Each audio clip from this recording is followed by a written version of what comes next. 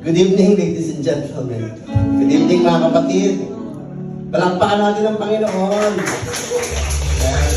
Thank you, Lord, for this day.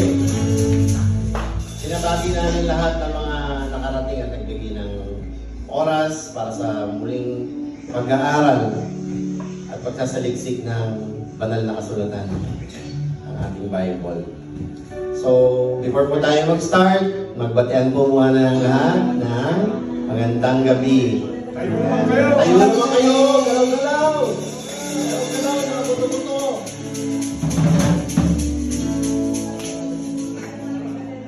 Welcome, Tita Mirna, Mami Mirna! Mamimiss natin kayo, Mami Mirna.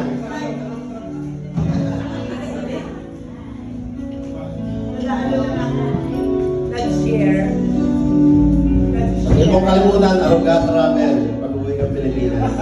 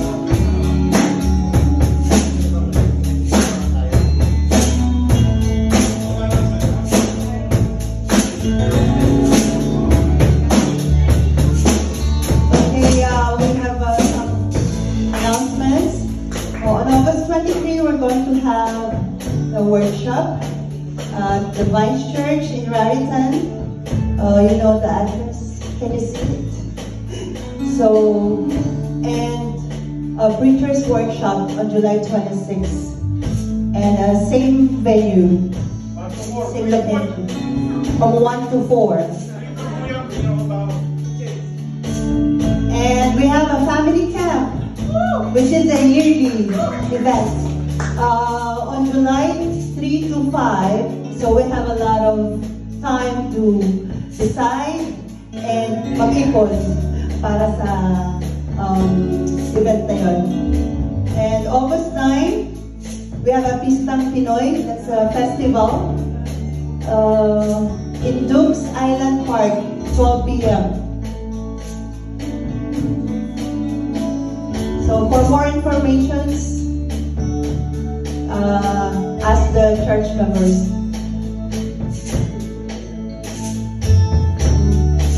Okay, tayo po yung mananalangin.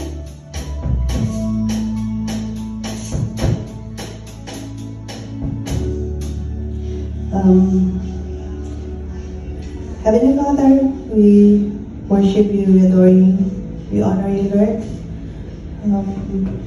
Inyo pong saliksikin ang aming mga puso, bawat isa sa amin. Linisin niyo po ito, Panginoon, at kami maging kalugod-lugod sa inyong paningin.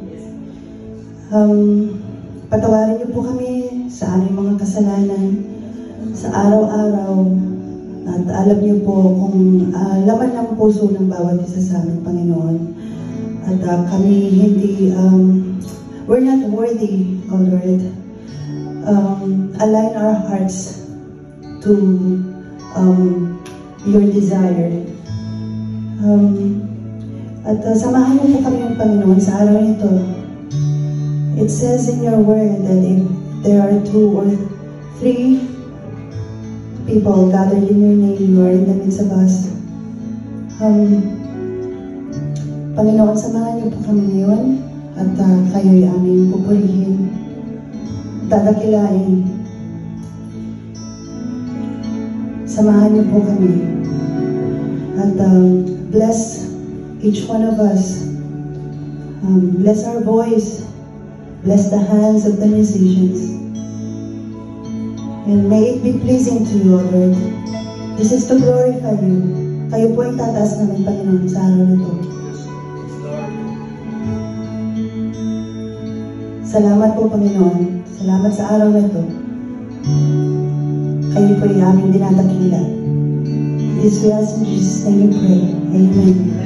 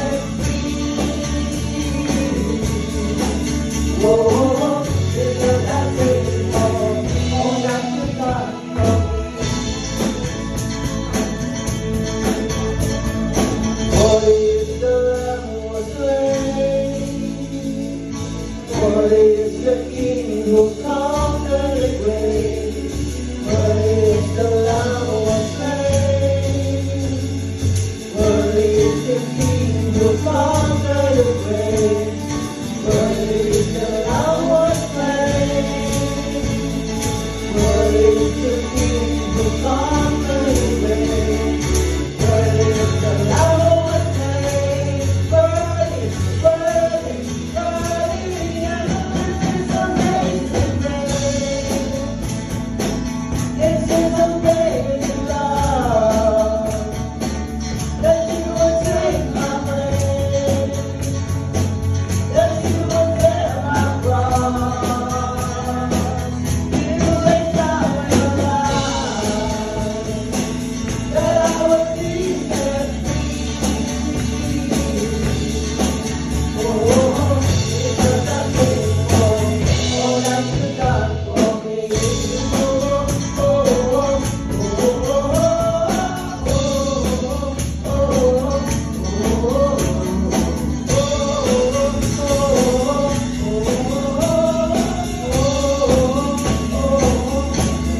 Amazing grace, this is unfailing love, that you will take my place, that you will bear my cross. You laid down your life, that I would be set free. Oh, Jesus, I thank you for all that you've done for me.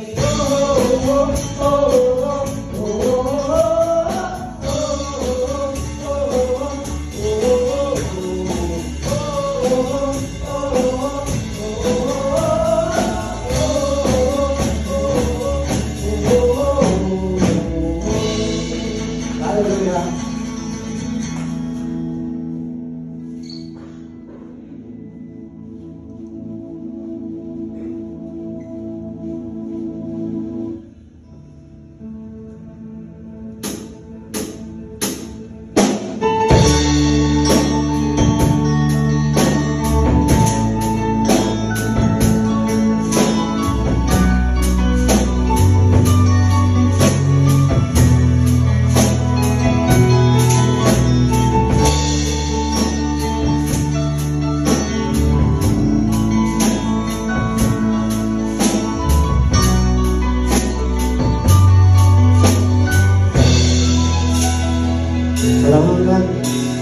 Walang hanggan, katapatan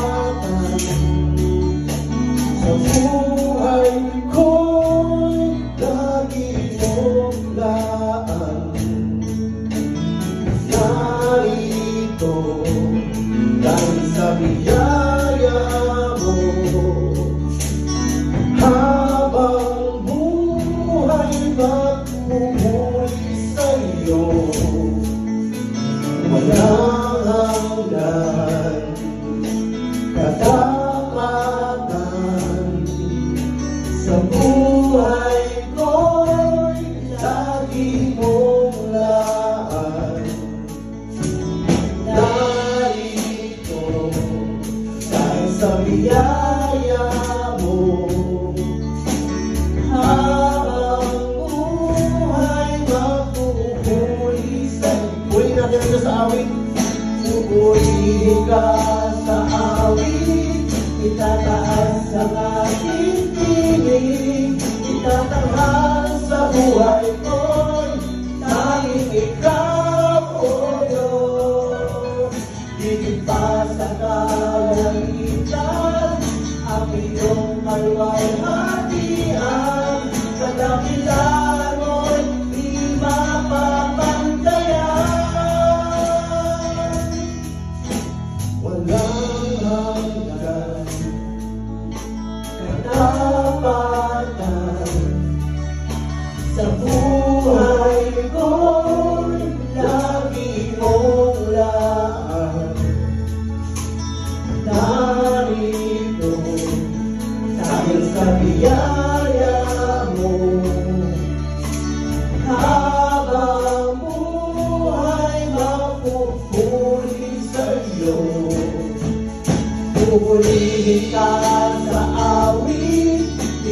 Itataas ang aking tinig, itatanghal sa buhay ko'y tanging ikaw, O Diyos. Higit pa sa kalangitan, ang iyong kalwalhatian, kadakilaan mo'y di mapapantayan. Purihin natin ang Diyos. Pupurihin ka sa awit, itataas ang aking tinig, itatanghal sa buhay ko'y tanging ikaw, O Diyos. Higit pa sa kalangitan, ang iyong kalwalhatian, kadakilaan mo'y di mapapantayan.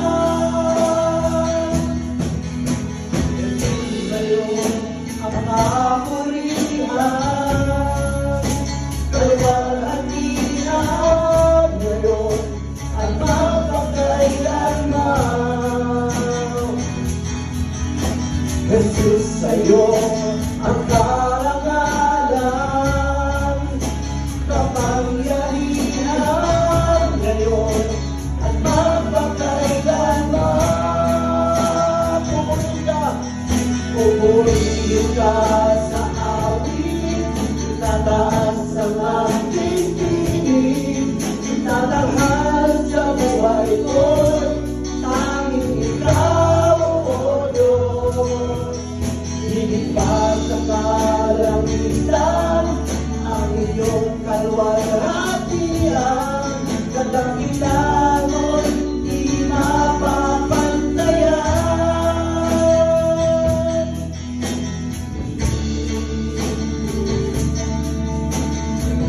Napakasarap po ng Panginoon. Dahil ito ang puso natin ay bumas. Tanggapin natin ang Panginoon sa buhay natin.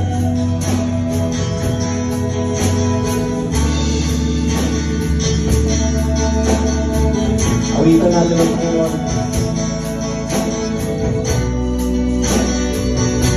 Purihin natin siya. Pupurihin ka sa awit, itataas ang aking tinig, itatanghal sa buhay ko'y tanging ikaw, O Diyos. Higit pa sa kalangitan, ang iyong kalwalhatian, kadakilaan mo'y di mapapantayan. Pupurihin ka sa awit, itataas ang aking tinig, itatanghal sa buhay ko'y tanging ikaw, O Diyos. Higit pa sa kalangitan, ang iyong kalwalhatian, kadakilaan mo'y di mapapantayan. O Jesus.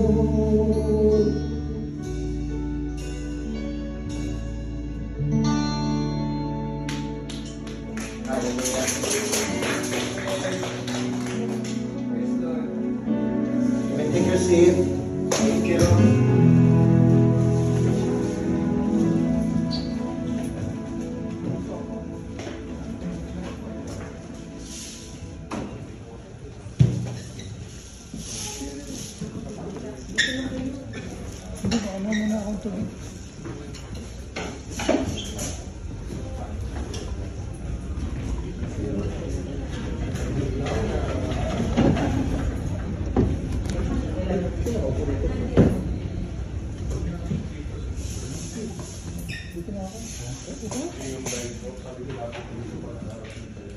Teka lang, bubuksan ko yung yung sabihin, okay lang kahit yung PowerPoint ng Marita. Hindi, kailangan ko po yung charger.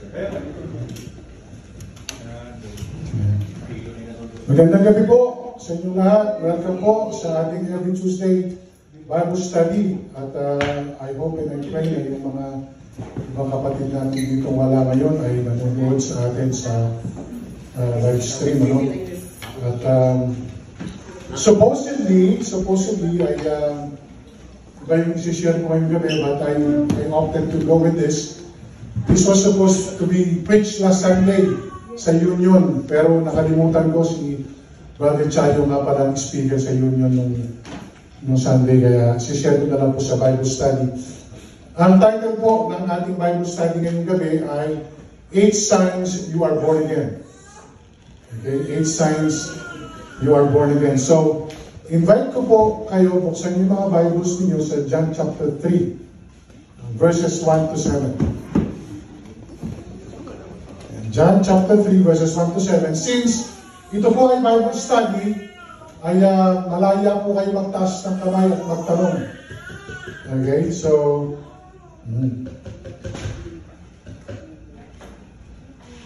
at welcome po ulit kay Ate Mirna. Maraming salamat sa pagpunta. Okay. Yan. So, share po natin yung mga Bibles natin. Share natin yung mga Bibles natin. Maganda yung may nababasa tayo sa Biblia kaysa yung wala. Okay, so yan. Makita niyo na po, John chapter 3, verses 1 to 7. Okay. John, unang tanong, meron bang pamantayan ng isang Kristiyano